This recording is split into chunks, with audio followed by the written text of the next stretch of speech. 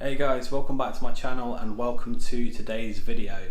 So I've been getting a lot of subscribers and a lot of inspiration from the barbecue community. So if you're subscribed to this channel and you're a barbecue fanatic, thank you so much for the support and thank you so much for the inspiration. You know, it's a great community to get into.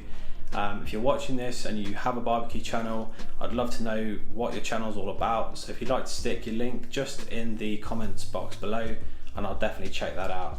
So the summer's nearly here, it's closing in on us here in the UK and the weather's getting so much better.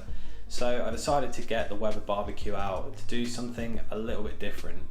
I thought I'd do like a smoked version of French Camembert, see if it improved the flavour or it made it different.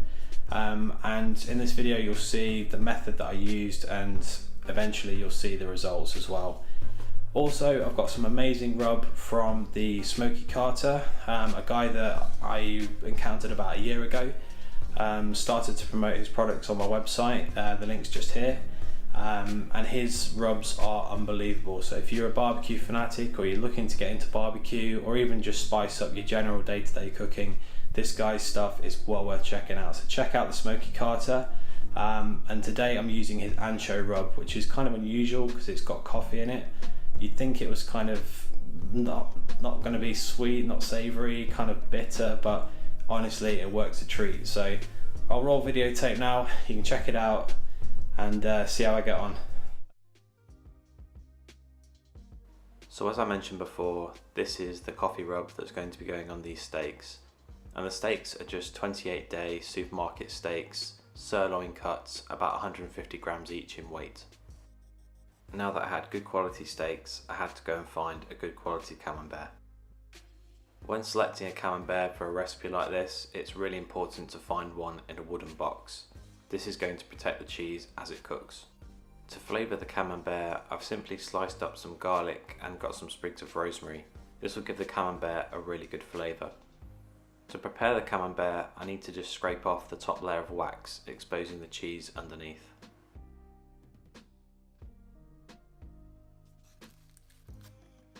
With the cheese now prepared, I can now put an extra layer of foil around it just to protect it from the heat of the grill. This is quite a necessary step, it just avoids any chance of the cardboard burning.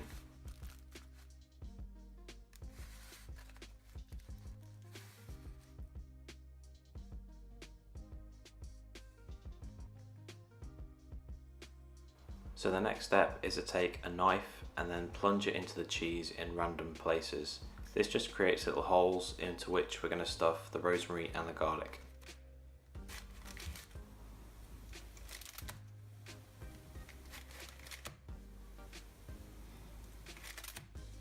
Once all the holes have been made in the cheese, it's now ready to stuff with the rosemary and garlic. I started just by placing the sprigs into the holes and then kind of interspersing them with the garlic pieces.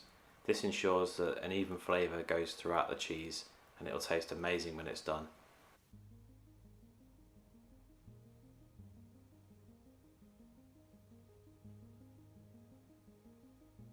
With the Camembert now completely prepared, I could then turn my attention onto the steaks.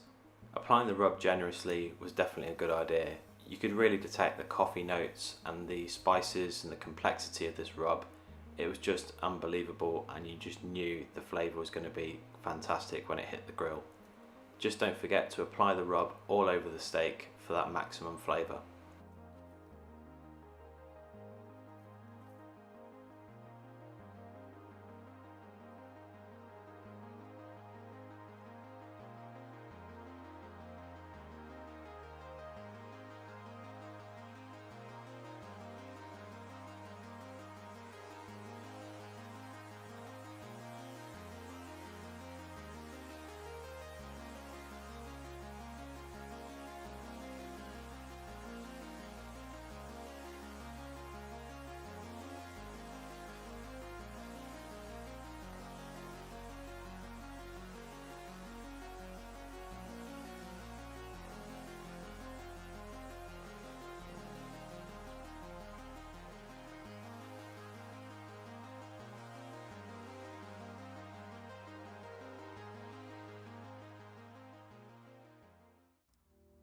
So the grill setup today is going to be using lumpwood charcoal, and this is restaurant grade charcoal, so it's of a decent standard with large pieces that can hold heat for a long time.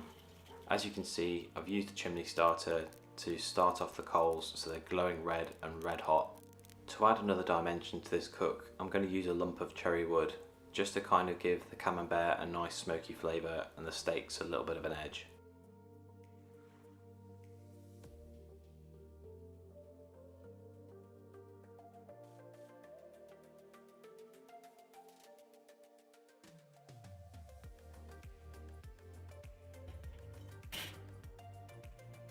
So starting off with the Camembert on the indirect side of the grill, I then added the chunk of cherry wood. I hadn't soaked the wood or anything, I just wanted a light smoke off it. If you want to smoke for a long time, definitely pre-soak the wood and you'll get a lot more smoke out of it. I then began searing the steaks by placing them directly over the hot coals.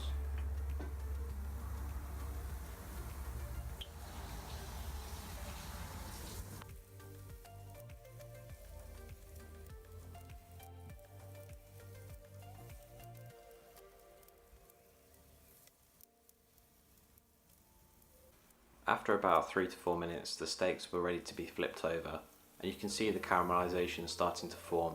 That dark coffee rub gives it a great colour, complete with the smoke and the fire. It just results in the most amazing aroma. So once the steaks are nicely seared and they've got that lovely charred appearance on them, it's time to move them across the grill away from the hot coals. This is known as indirect cooking, and this will just finish the steaks off to absolute perfection.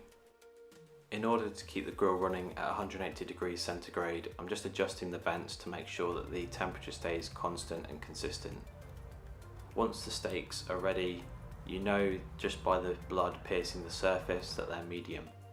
Absolutely perfect, and to be honest, they didn't really show as pink as they should have been on this footage, but they were really nice and juicy, not dry at all, and the coffee rub just took it to the next level.